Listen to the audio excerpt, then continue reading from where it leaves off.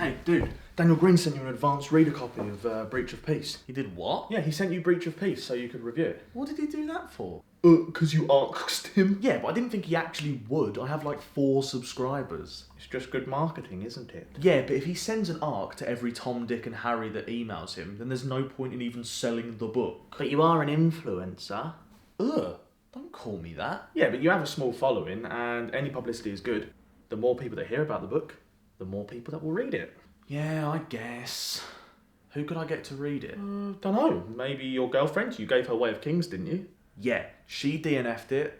We don't trust her anymore. Oh dear. Yeah, see, she said that the bridge was in it more than Zeph was, and that the bridge was her least favourite character. Where is she now? Don't worry, they'll never find what's left of her. You could get your mum to read it. I could. I don't think she'd be a huge fan of the infanticide. Yeah, this book is surprisingly messed up. I'm not surprised. Daniel Greene is a right weirdo.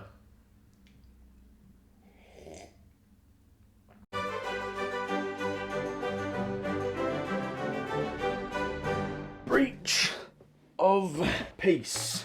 Peace of my breeches.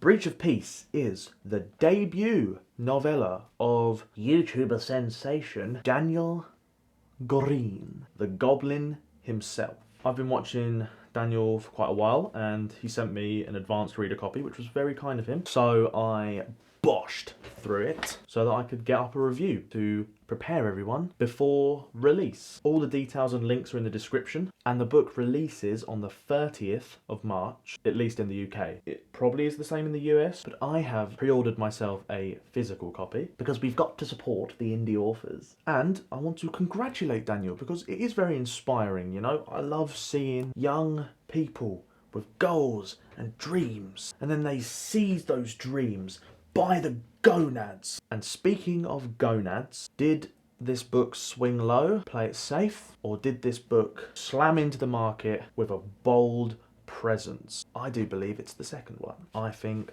Daniel did some really awesome things here. I 100% have criticisms, and I'm going to get into these in the video, because say all you want about Luke Edwards, but say he's honest. But overall, I really did enjoy this story, and I do think Daniel should be proud of what he's done here, and be proud of his achievement, and be proud that he's got a debut that has smacked into the market, to be honest. I mean, he was charting on Amazon like mad. I mean, obviously he's built himself a platform. I'd be lying if I said that I don't hope to have a large enough following on YouTube in the future to be able to sell my writing to a wider audience. I think there's probably a lot of people on BookTube with that idea in mind, and there's nothing wrong with that. It's a smart decision, and I think that he has marketed this book really well. So what is it about? Daniel's novella is a detective story, a very gritty and dark detective story that takes place within an imperialistic fantasy setting that feels very, not steampunk, but almost industrial. There's guns, you know, there's political structures, and there's an empire, and it feels very grimdark. And that's the first disclaimer. It is gruesome. I loved the horror aspects and the descriptive gore. And I mean, the opening line starts off with child death, so there's your warning. And it's interesting because Daniel handled these themes without it being an overly nihilistic tale, because I feel like a lot of dark stories, especially in the fantasy genre, have been very nihilistic, whereas it didn't have that. Despite the world it was in, despite the type of story it was, despite the way the story went, it didn't come across as a nihilistic story. But this is only the start of a wider story, and I want more. So I have some pros and some cons. So I'm obviously gonna start off with everything I loved and liked and appreciated about this story. Then I will get into my criticisms. My first bit of praise is the structure. I loved the structure. The beats of every chapter moved at a great pace, and I was constantly hooked and ready to move on to the next piece of the story. Some books meander, and I understand that it's a novella, so he doesn't really have time to do that, but he definitely didn't waste any time. He just moved us through this story at a pace that I found to be really engaging and really enjoyable. I do feel as though the story beats would have worked maybe better as a novel because of how much happened in this story. And maybe I would have liked some breathing room that a larger story would have allowed. But I mean, this novella is paced and structured really well. I personally love detective stories and Sherlock Holmes stories, so even though some of the detective aspects felt a bit tropey, I love it. I love that sort of thing. So as soon as I found out that it was 100% fully committing to this type of story, but with this grim setting, I was down. I was down for that 100%. I loved the horror aspects and the horror imagery. I can see Daniel clearly wears his influences on his sleeve. People that watch his channel know that he's a fan of detective characters and detective stories, and he's a fan of horror sprinkled in his fantasy. That's his quote. He said that he loves it when horror is sprinkled into his fantasy, and I do too. But he also is a fan of Stephen King, and the way he describes the horrific elements and the more skin crawling stuff in this book is really well handled, in my opinion. And there were things in this book that surprised me. I was genuinely shocked by some of the twists and turns that happened in this story. I found the characters to be really enjoyable. I didn't dislike any of them. And I think that the amount of time that was given to them and how short this story is, I do actually think that the development that was done with these characters was really good. Some books go on for hundreds, thousands of pages and don't get a lot of character development and characterization, whereas considering how short this is, I think Daniel did a really good job with these characters. Another thing I really loved was how refreshing it was to just have a couple and it not just be another love triangle, stupid, how we normally see couples portrayed in fantasy. Without giving away too much and avoiding spoilers, he just handles the couple aspect in a really refreshing way. It feels like I haven't really read a couple dynamic like this in ages, if ever. The character relationships in this story are all quite refreshing and don't rely heavily on tropes. There are definitely detective tropes weaved into this story. It read intentional. I don't know whether it was or not, but it seems like Daniel is paying tribute to this genre and what he loves about things like Sherlock and probably Dresden Files. You can see his influences, but it still really feels like his own thing. I think the atmospheric world building was good, and there were hardly any info dumps. I mean, he didn't really have time to provide us with loads of info dumps, but when the information about the world was given to us, it was given to us neatly within the narrative, and I always appreciate that. I hate reading a big page just explaining to me about the world.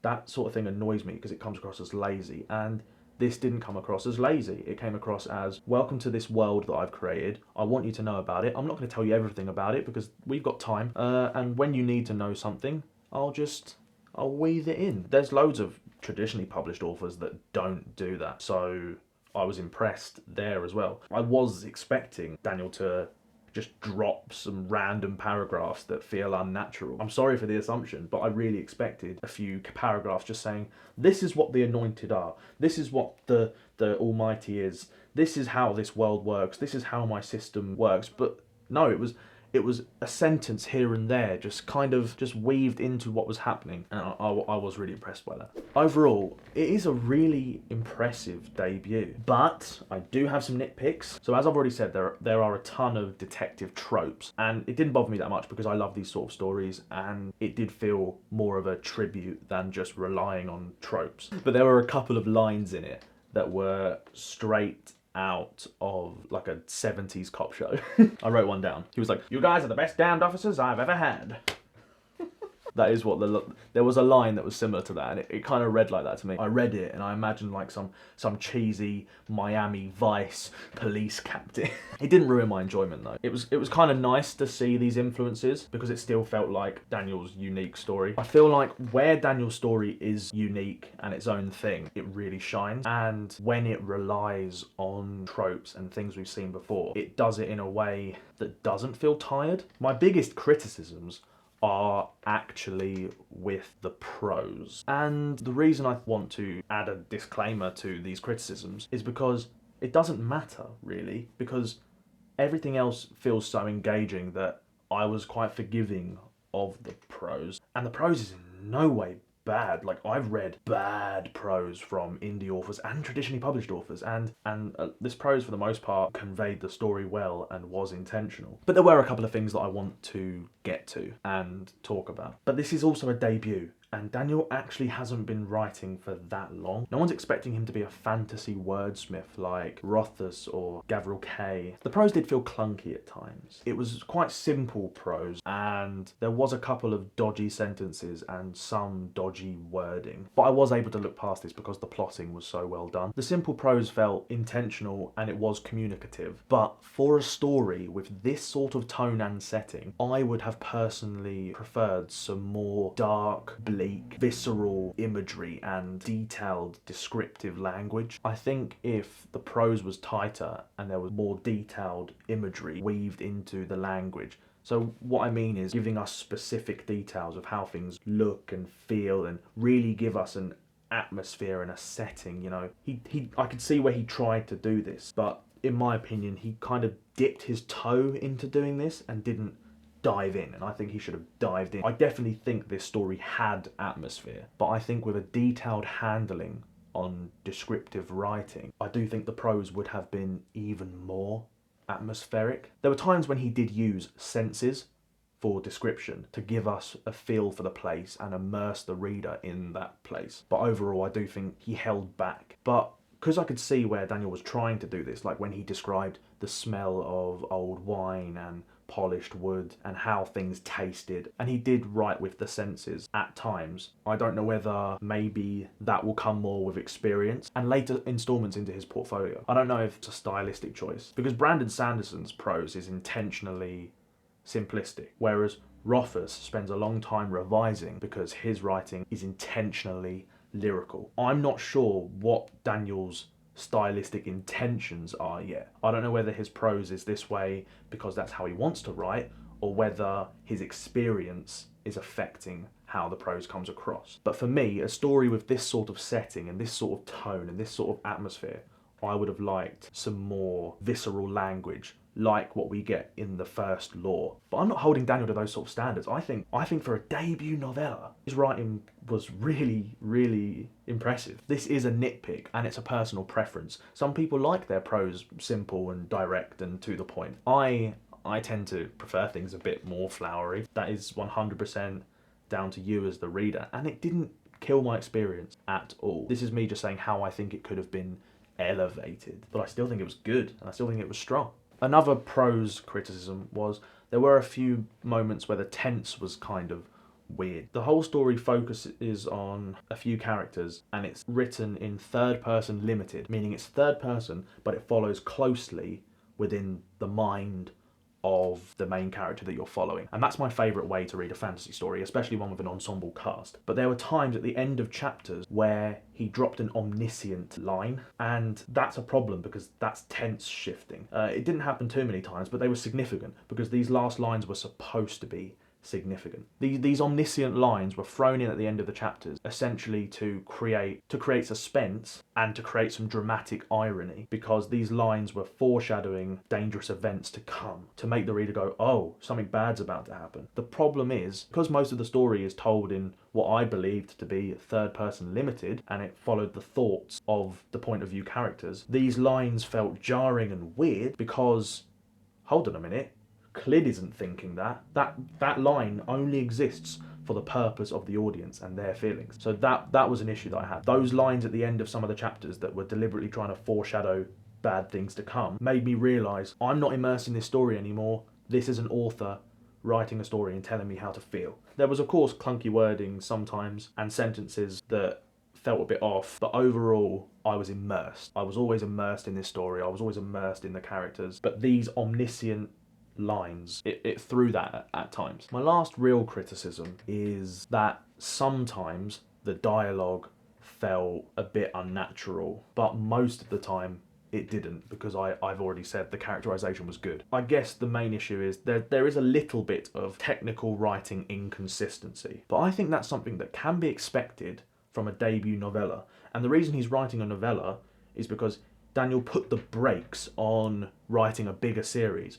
because he wanted more practice, he wanted more experience. And if this is his practice novella, this is a way of him really getting a feel for how to write fantasy and for how to expand a fantasy story and to engage an audience and to publish and to market. He's doing a really good job. Once again, I'm really impressed by this debut novella, and I think Daniel should be really proud of it. My final thoughts are, I'm sure Daniel is going to get better, and I'm sure he's going to improve his sentence level technical writing as he writes more and brings more out. And I'm here for it. His outlining and his plotting and his pacing, he nailed it. It's excellent. It really is. I'm really impressed. My biggest con is that I have to wait for the next one. I'm looking forward to seeing what he produces in the future, and I'm excited to know what happens next in the story. And Daniel, if you want to do an interview upon release, you know, I'm happy to do that. That wouldn't hurt my subscriber count either. No, I'm kidding. Honestly, you should be proud of this if you're watching this. If I just released a debut, I would watch every single review about it, not gonna lie.